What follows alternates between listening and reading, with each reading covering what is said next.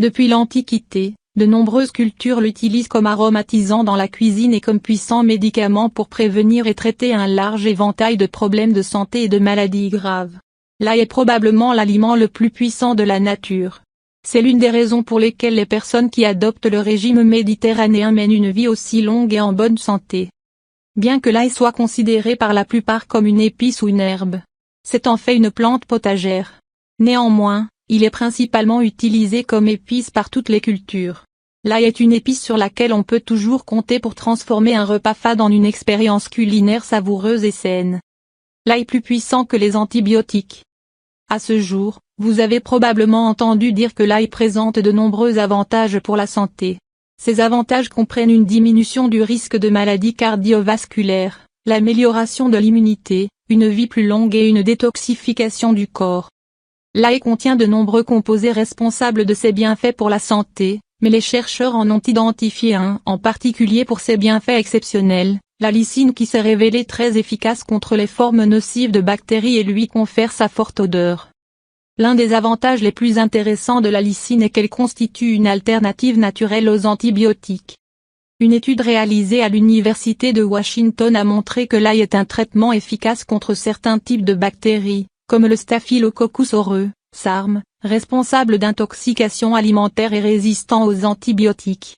De plus, la lysine protège contre les parasites, les virus et les bactéries pathogènes.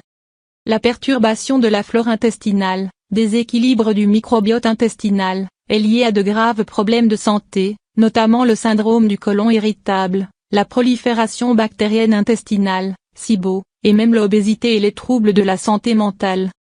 Cette alicine se transforme par la suite en acide sulfonique, un composé qui détruit les radicaux libres et augmente le niveau des antioxydants dans l'organisme. Rappelons qu'une seule gousse d'ail contient environ 5 à 18 mg d'alicine. Autre bienfait de l'ail. Réduire le taux de cholestérol en raison des propriétés antioxydantes de la lysine. Réguler la pression artérielle et la glycémie. Soulager les symptômes du rhume et de la grippe. Nettoyer l'organisme et éliminer les toxines. Réduire l'hypertension artérielle. Renforcer l'immunité. Réduire l'inflammation. Réduire les douleurs musculaires liées à l'exercice. Traiter l'acné. En outre, l'ail est un excellent aliment anticancéreux. Comment consommer l'ail?